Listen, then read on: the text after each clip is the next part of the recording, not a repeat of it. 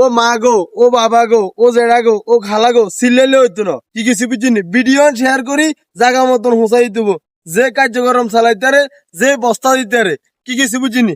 এই আঙ্গ নোয়াখালী শেরমাঙ্গাড়ের এই সতলাগাড়ের এই কোনাদি যদি বর্ষার আগে যদি বস্তা নোহালা, ও মা গো, ও বাবা গো, ও জেঠা গো, ও খালু গো, চিল্লাইও লাভ হইতো না কি কিছু বুঝিনি। যে হারবো তার কাছে ভিডিও হোসাই দেবো।